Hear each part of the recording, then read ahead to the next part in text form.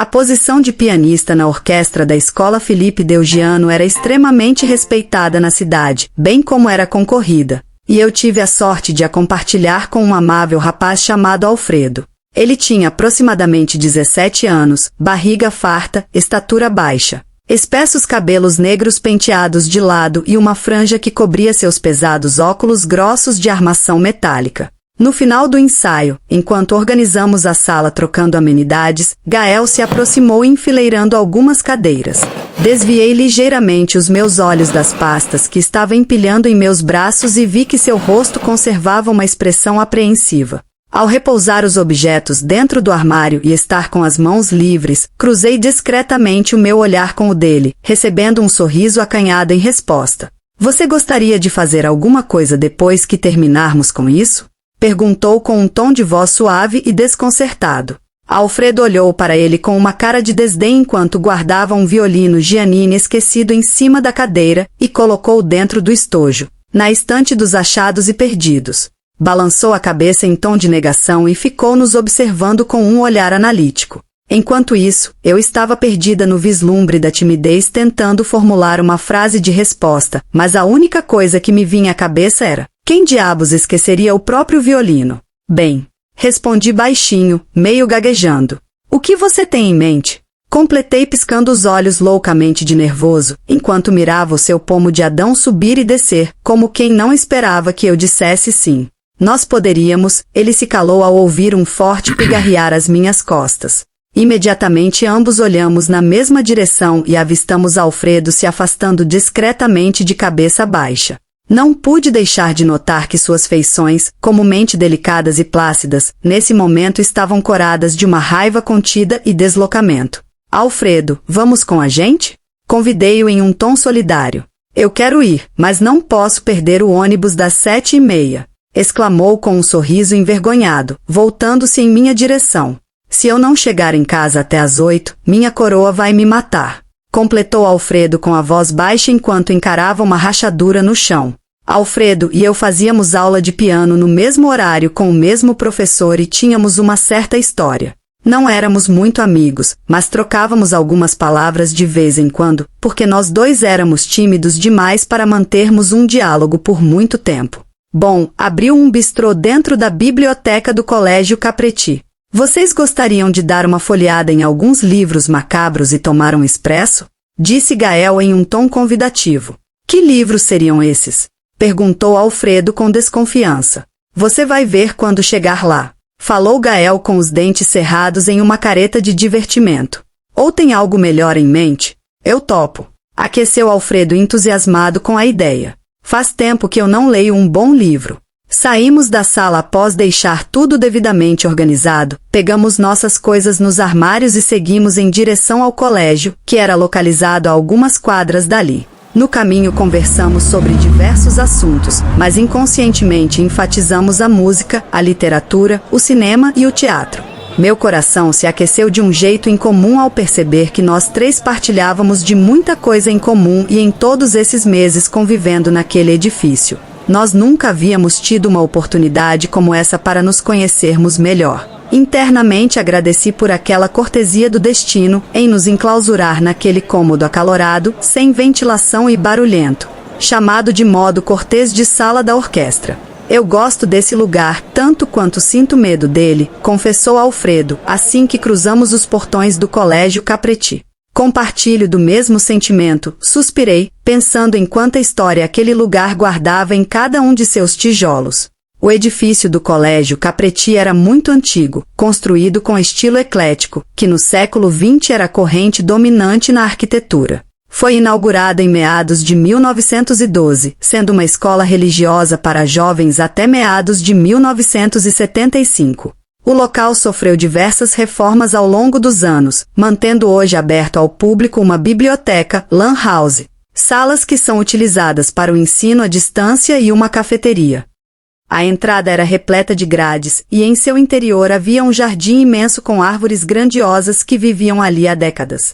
Acredito que estas sábias criaturas guardem em sua memória as lamentações dos padres de outrora, que utilizavam sua sombra para se recolher em momentos de estudo, abraçando a si mesmos em uma santificada sede de saber. Me pego imaginando às vezes, quando me deleito sob sua sombra em uma tarde quente e ensolarada de verão, se essas árvores pudessem falar e transmitir sua sabedoria, o que elas me diriam?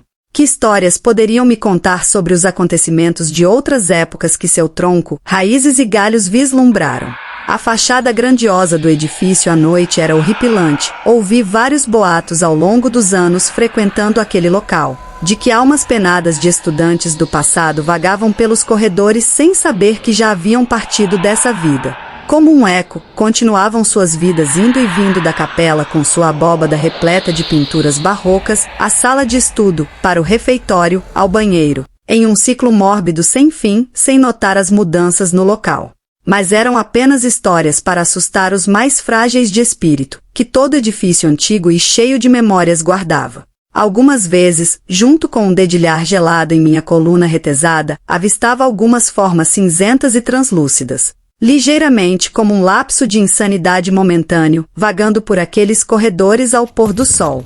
Apesar do medo corrosivo causado por aquelas aparições, eu dizia a mim mesma, é tudo coisa da sua cabeça. Você leu livros de terror demais por hoje.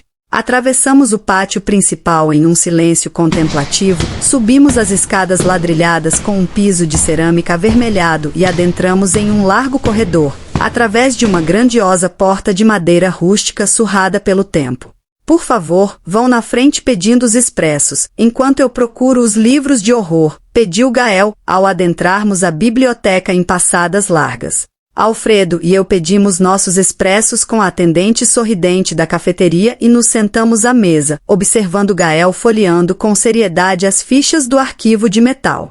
Bela maneira de se fazer amigos, vamos contar histórias de terror uns aos outros e nos abraçarmos em um elo de euforia aterrorizante, pensei, me sentindo boba por ter ido até ali com aquela finalidade. Bem simples esse método de fichas, hein? Disse Alfredo puxando o assunto. Eu acho divertido, com tanta tecnologia, eles ainda utilizarem um método tão arcaico. Ri ironicamente. Eu nunca peguei livros nessa biblioteca, murmurou Alfredo com um ar pensativo enquanto olhava ao redor. Gael se aproximou da bancada, solicitou alguns livros à bibliotecária, que prontamente buscou-os, entregando-os a ele após catalogá-los em seu nome. Após ele dizer que não os levaria para casa, que apenas os usaria naquele momento, ela jogou fora o papel que havia feito sua anotação e deu um leve sorriso para ele que dizia, está tudo bem, agora siga seu rumo e tome cuidado com os livros. Havia 4 livros em suas mãos, livros antigos bem desgastados e comidos por traças. Ele se sentou ao meu lado com um sorriso faceiro, abriu um livro chamado Elos do Inferno. Ele foi extraído de um grimório datado do século XVII, explicou Gael com a voz baixa. Ao folheá-lo, imediatamente senti um frio na espinha ao perceber que ele estava repleto de gravuras de demônios, símbolos de conjuração e inúmeras maneiras de invocar espíritos de diversas ordens infernais. Ele se parece uma coruja, gargalhou Alfredo, batendo seu indicador contra a imagem de um demônio tido como um dos braços direitos de Lúcifer. Uma coruja que cruzou com um búfalo, completou Gael tapando a boca para conter uma risada.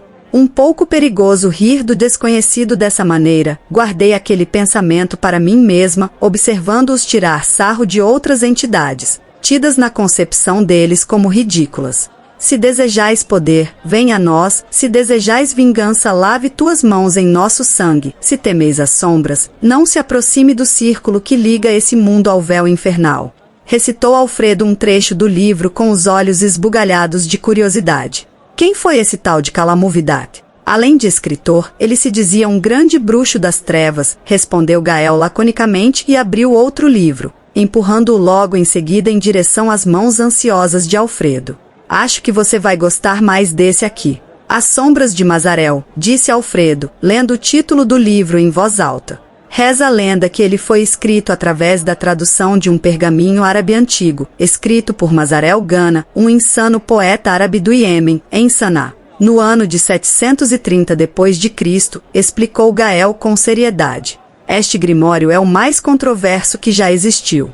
As opiniões sobre sua natureza oscilam do completo horror ao suicídio eminente. Existem relatos de pessoas que enlouqueceram após terminar sua leitura ou que simplesmente morreram de formas misteriosas, levando suas famílias consigo, como uma maldição. Me inclinei sobre os ombros de Alfredo e corri os olhos pelas páginas conforme ele as avançava com um olhar especulativo. Lá estava eu entre o delírio e a morte e vi que ele se aproximava com suas vestes mortuárias se arrastando até o meu leito de dor. Era ele mesmo. A grande sombra entre as sombras do além-mundo, vindo se deleitar de minha carne pútrida e atrofiada pela doença. Já não podia ver com clareza, a luz me fugia aos olhos. Me fugia a nitidez de seu rosto e meu cérebro já não compreendia se aquele ser estava presente em meu sonho ou em uma realidade moribunda. Trecho de um dos capítulos finais do livro. Nossa, mas você leu e ainda está vivo! Exclamou Alfredo. Por que ele não pirou a sua cabeça? Bem, são apenas histórias. Respondeu Gael. Posso prosseguir? Indagou com um olhar sério a Alfredo, que assentiu brevemente com a cabeça, e então ele prosseguiu explicando enquanto abria os livros um a um. Havia também na mesa o livro de Martina, que foi escrito por uma mulher que vivia na Itália em meados de 1522. Ela foi perseguida pelo Vaticano ao ser acusada de bruxaria. O livro relata suas experiências obscuras, incluindo a prática de necromancia e magia negra das mais pesadas. Ela a teria utilizado para ampliar o seu poder entre a alta classe. Dizia-se que ela escravizava os nobres através da magia e colhia amostras de sangue e parte de seus corpos para oferecer às suas divindades. Mais tarde, condenada à fogueira, ela jurou caçar um a um dos que vislumbraram a sua morte e os faria sentir na pele o fogo que lhe lambeu a carne e carbonizou os seus ossos. O último dos livros que Gael abriu sobre a mesa foi o Livro Negro de Aset, escrito por uma maga na Turquia. A partir de manuscritos datados de 1500 d.C., repleto de orações que se dizem capazes de invocar um demônio em carne e osso, para trabalhar para você.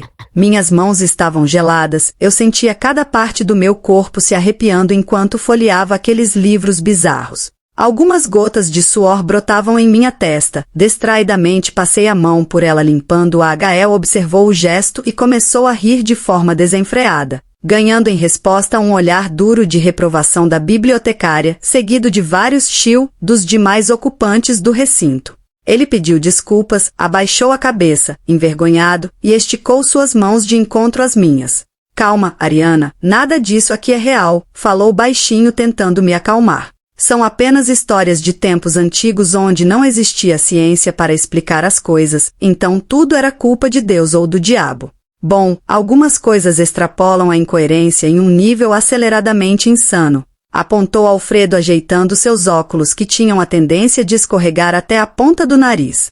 De fato, eu sabia que aquilo tudo era lorota, histórias antigas, vindas de um povo antigo que tinham apenas isso ao seu alcance para explicar as coisas que fugiam ao seu entendimento, pois não eram abençoados com a tecnologia e ciência que temos hoje. Mas, meu corpo não compreendia. No âmago do meu ser, os espectros em meus pesadelos noturnos pareciam dançar entre aquelas páginas amareladas daqueles livros mal cheirosos desmanchando pelo tempo. Eu sei, mas minha espinha não consegue discernir a fantasia da realidade nesse momento, ela está retesada e eu acho que não consigo me mexer, falei com a voz tensa, soltando as mãos dele ao perceber que as minhas palmas estavam úmidas de suor. Pois bem, sussurrou Gael pensativo recolhendo os livros da mesa. Por gentileza, murmurou, puxando rispidamente o livro negro de Aset das mãos rechonchudas de Alfredo. Vou contar a vocês uma história para distrair os nervos, mas creio ser melhor sairmos desse recinto, antes que a bibliotecária me acerte com um livro. Com um sorriso amarelo estampado em seu rosto, ele meneou a cabeça brevemente para a bibliotecária, que nos encarava com a testa franzida em uma expressão de raiva reprimida. Tudo bem, assenti, ainda com as minhas pernas bambas devido às gravuras. Ao me levantar, fraquejei e abruptamente senti um braço timidamente envolvendo minha cintura. Surpresa, olhei por sobre o ombro e vislumbrei um Gael rubro e sorridente. Você está bem? Perguntou com a voz falha. Fiz que sim com a cabeça e ele me soltou. Devolveu os livros no balcão de atendimento e em passadas largas e silenciosas, deixamos a biblioteca. Vocês já passaram por alguma situação esquisita que não conseguiam explicar para ninguém? Irrompi, após algum tempo, enquanto caminhávamos pelo segundo andar do colégio. Como assim? Indagou Alfredo com um olhar especulativo. Deixa para lá, respondi, tendo em mente que falar sobre os meus pesadelos com outras pessoas não era uma boa ideia, pois ninguém entendia o quão real eles eram para mim. Gael e Alfredo se entreolharam dubiamente sem saber o que dizer. Vocês já conhecem a história deste lugar? Irrompeu Gael, abrindo um sorriso endiabrado ao nos aproximarmos de um vão de escadas estreito e sinuoso. Dizem que ele é assombrado, respondeu Alfredo, encarando-o com desconfiança. De fato ele é, declarou Gael em um tom sombrio e em seguida em um andar pomposo desceu degrau a degrau, esporadicamente olhando por sobre os ombros para se certificar de que o acompanhávamos. Dentre todos os lugares do edifício, essa escada é o pior deles. Por que as pessoas caem dessa escada e morrem? Perguntou Alfredo com um sorriso torto.